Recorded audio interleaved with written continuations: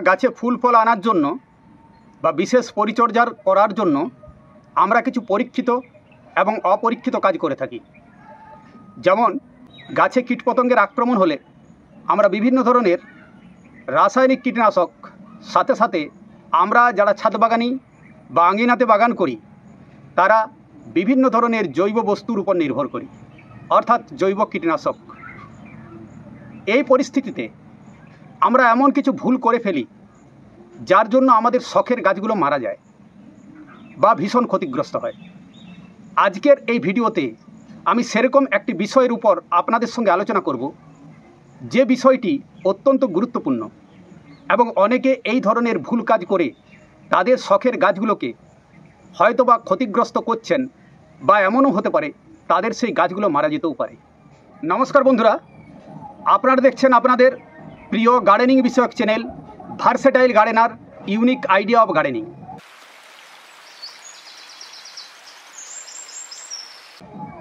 বন্ধুরা, ইউটিউবের বিভিন্ন ভিডিওতে আমি দেখছি, বা আপনারাও হয়তো দেখে থাকবেন, গাছে ন্যাপথলিনের ব্যবহার।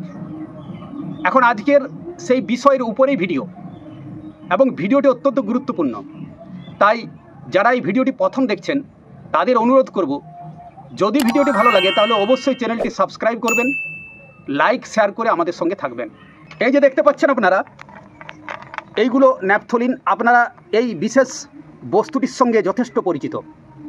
এগুলোকে ন্যাপথলিন বা এগুলোকে মথ বল, অনেকে এটাকে ক্যাম্ফার বলেন। এই যে উদ্বায়ী বলের মতো দেখতে এই বস্তুটি খুব হালকা।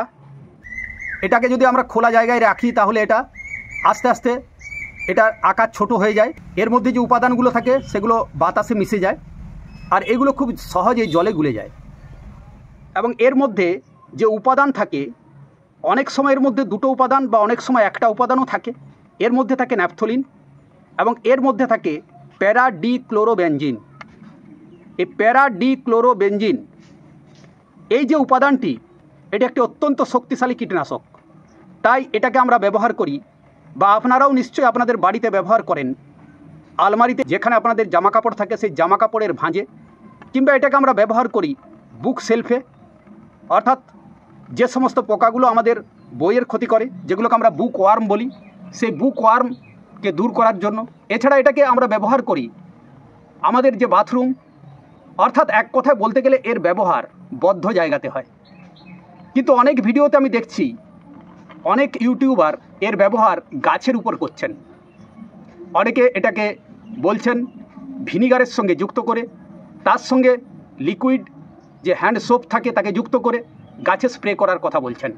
প্রতি লিটার জলে 2 থেকে 3টি এই যে ন্যাপথলিন বা মথ বলকে ব্যবহার করে তার সঙ্গে আরও বিভিন্ন উপাদানকে মিশিয়ে তারা গাছে স্প্রে করছেন। এখন প্রশ্ন, এই যে ন্যাপথলিন আমরা গাছে যদি ব্যবহার করি তাহলে এটা কি গাছের পক্ষে উপকার হবে না ক্ষতি হবে? আবার অনেকে এই ভুলটাও করে থাকেন। যেমন আমরা জানি যে আলফা ন্যাপথলিন অ্যাসিটিক অ্যাসিড, যেটাকে আমরা বলি কৃত্রিম অক্সিন হরমোন। আপনারাও জানেন এই অক্সিন হরমোনটি এটি কৃত্রিম। এই কৃত্রিম অক্সিন হরমোনটি গাছে ব্যবহার করলে গাছে দ্রুত ফুল ফল আসে, তার সঙ্গে সঙ্গে গাছের বৃদ্ধি ত্বরান্বিত হয়। অর্থাৎ আলফা ন্যাপথলিন অ্যাসিটিক অ্যাসিড এটা একটা পিজিআর বা প্ল্যান্ট গ্রোথ রেগুলেটর। তাই অনেকে এটাও ভেবে থাকেন যে ন্যাপথলিনের মধ্যে আলফা ন্যাপথলিন অ্যাসিটিক অ্যাসিড আছে, তাই এটাকে যদি আমরা গাছে ব্যবহার করি আমাদের গাছের বৃদ্ধি হবে, আমাদের গাছে দ্রুত ফুল ফল আসবে। এইভাবে অনেকে ভুল করে এটাকে ব্যবহার করে থাকতে পারেন। ব্যবহার কতটা যুক্তিযুক্ত, অর্থাৎ এটা যদি আমরা গাছে ব্যবহার করি তাহলে গাছের উপকার হবে না ক্ষতি হবে? বন্ধুরা, আমি একজন বোটানির শিক্ষক, তাই আমি আপনাদের অনুরোধ করব গাছে এটা ব্যবহার করবেন না। বাকি ডিসিশন আপনাদের, আপনারা ব্যবহার করবেন কি করবেন না সেটা আপনাদের উপর নির্ভর করে। কিন্তু এটা ঠিক যে এর মধ্যে যে রাসায়নিক উপাদানটি রয়েছে, সেই রাসায়নিক উপাদানটি যে কোনো কীটপতঙ্গকে তাড়ানোর ক্ষেত্রে ভীষণ গুরুত্বপূর্ণ ভূমিকা পালন করে। অর্থাৎ এটা যদি আমরা প্রয়োগ করি তাহলে অবশ্যই যে কোনো কীটপতঙ্গ সঙ্গে সঙ্গে নষ্ট হয়ে যাবে, হয় তারা পালিয়ে যাবে কিংবা তারা মারা যাবে। শুরুতে আমি বলেছি এই ন্যাপথলিনের মধ্যে রয়েছে প্যারাডিক্লোরোবেনজিন। এই প্যারাডিক্লোরোবেনজিন গাছের পক্ষে কতটা উপকার বা কতটা ক্ষতিকর, এখন সেই কথাই আপনাদের সঙ্গে আলোচনা করব। বন্ধুরা, বেনজিন জাতীয় যে কোনো রাসায়নিক পদার্থ কীটপতঙ্গের উপর বা মানুষের উপর, পরিবেশের উপর ভীষণভাবে ক্ষতি সাধন করে। তাই একইভাবে গাছের উপর এটি কিন্তু ক্ষতি সাধন করবে। তাই আপনারা যদি এটাকে অনিয়ন্ত্রিতভাবে ব্যবহার করেন বা এটার ব্যবহার যদি বেশি করে থাকেন, তাহলে আপনাদের গাছ মারাও যেতে পারে।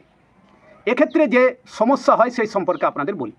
এটাকে গাছের উপর স্প্রে করলে এই ন্যাপথলিনের মধ্যে থাকা প্যারাডিক্লোরোবেনজিন গাছের পাতাকে হলুদ করে দেবে, অর্থাৎ ক্লোরোফিলকে নষ্ট করে দেওয়ার ক্ষেত্রে একটা ভূমিকা পালন করে।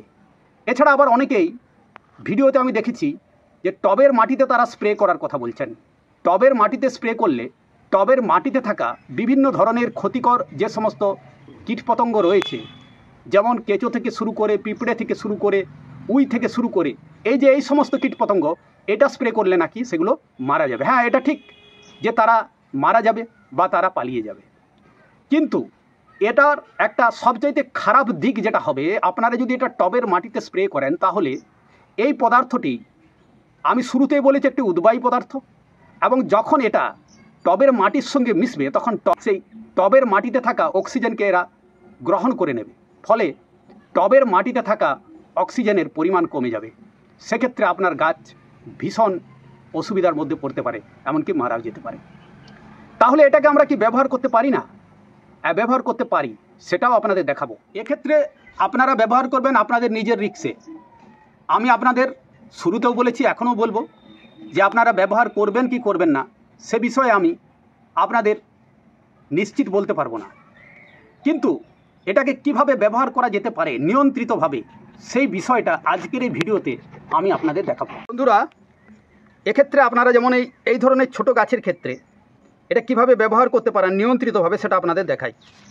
এখানে আমি দুটো ন্যাপথলিন বল পেপারে মুড়ে নিয়েছি, মুড়ে এইভাবে এবং টব সহ এই গাছটিকে একটি পলিথিনের মধ্যে পুড়িয়ে নিয়েছি। এরপর নিচে এইখানে ন্যাপথলিন বলগুলোকে রেখে দেবো এইভাবে। পলিথিনটা যেন একটু বড় হয়, আমার কাছে এই মুহূর্তে বড় পলিথিন না থাকার জন্য সেভাবে আমি দেখাতে পাচ্ছি না। তো এইভাবে আপনারা মুড়ে গাছটিকে এক রাতের জন্য রেখে দেবেন, শুধুমাত্র এক রাতের জন্য। পরের দিন সকালে এই পলিথিনটা খুলে দেবেন। এতে কি হবে না, এই গাছের পাতাতে যে সমস্ত কীটপতঙ্গ থাকবে তারা ন্যাপথলিনের গন্ধে হয় মারা যাবে কিংবা পালিয়ে যাবে। পরে সকালে আপনারা গাছটাকে ভালোভাবে স্প্রে করে ধুয়ে দেবেন, তারপর নিম তেল স্প্রে করে দেবেন বিকেলের দিকে। এইভাবে আপনারা এই ছোট গাছের ক্ষেত্রে বা গাছের আকার যদি বড় হয়, বড় পলিথিন দিয়ে তারপর তার নিচে ন্যাপথলিনকে রেখে আপনারা গাছ থেকে কীটপতঙ্গকে তাড়াতে পারেন। বর্ষার পর প্রচুর পরিমাণে সাদামাছির আক্রমণ হয়, অনেকেই জৈব কীটনাশক, রাসায়নিক কীটনাশক দিয়েও তাকে নিয়ন্ত্রণ করতে পারেন। সেক্ষেত্রে অবশ্যই আপনারা এই ধরনের ব্যবস্থাপনা গ্রহণ করতে পারেন, তবে অবশ্যই সেটা বিকেলের দিকে করবেন এবং এক রাত পর পরের দিন সকালে অবশ্যই সেই পলিথিনটা খুলে দিয়ে আপনারা গাছকে একদম মুক্ত করে দেবেন। যদি 2-3 দিন এই অবস্থায় রেখে দেন আপনারা, তাহলে গাছ মারা যাবে, পাতা হলুদ হয়ে যাবে। তো বন্ধুরা, এইভাবে আপনারা ন্যাপথলিনের ব্যবহার করতে পারেন নিয়ন্ত্রিতভাবে। কিন্তু আমি আপনাদের বলবো, আমার যেটা মতামত, অবশ্যই ন্যাপথলিন আপনারা বেশি ব্যবহার করবেন না, বিশেষ করে স্প্রে বা আরও অন্যান্য বস্তুর সঙ্গে যুক্ত করে, যেমন ভিনিগার বা আরও যে সমস্ত বস্তু বিভিন্ন ভিডিওতে আমি দেখছি এই ধরনের কথা বলা হয়েছে। এটা আমার মতামত, তারপর আপনারা নিজেরা ভেবেচিন্তে এর ব্যবহার করবেন। এছাড়া আপনারা এই ন্যাপথলিন ব্যবহার না করে বিভিন্ন ধরনের জৈব কীটনাশক যদি নিয়মিত ব্যবহার করে যেতে পারেন, তাহলে আপনাদের গাছ পোকামাকড় থেকে দূরে থাকবে। যেমন এক্ষেত্রে আপনারা কাকা ব্যবহার করতে পারেন, জৈব কীটনাশক, খুব ভালো একটি কীটনাশক। এছাড়া আপনারা থিটা বলে একটি জৈব কীটনাশক আছে, সেটাও ব্যবহার করতে পারেন। এছাড়া যদি নিয়মিত আপনারা নিম তেল স্প্রে করে যান, সেক্ষেত্রে আপনারা ভালো রেজাল্ট পাবেন। তাই এই সমস্ত বস্তুগুলির উপর নির্ভর করেই আপনাদের বাগান করুন। আপনাদের শখের গাছগুলোকে এইভাবেই বাঁচিয়ে রাখুন। কোনো পরীক্ষা নিরীক্ষা গাছের উপর না করে বা কোনো ভিডিও দেখে সেই ভিডিও দ্বারা আপনারা ইন্সপায়ার না হয়ে, আমি বলবো সম্পূর্ণ জৈব উপায়ে আপনারা গাছের যত্ন পরিচর্যা করুন। বন্ধুরা, এই ছিল আজকের ভিডিও। যদি প্রতিবেদনটি ভালো লাগে অবশ্যই চ্যানেলটি সাবস্ক্রাইব করবেন এবং কমেন্ট সেকশনে আপনাদের মূল্যবান মতামত আমাকে জানাবেন। এই সংক্রান্ত যদি আরও কোনো আপনাদের প্রশ্ন থাকে অবশ্যই আমাকে জানাবেন, তার উত্তর দেওয়ার আমি চেষ্টা করব। আজকের মতো বিদায় নেব, আপনাদের সকলের সুস্থতা কামনা করে, মঙ্গল কামনা করে। দেখা হবে পরবর্তী ভিডিওতে। নমস্কার।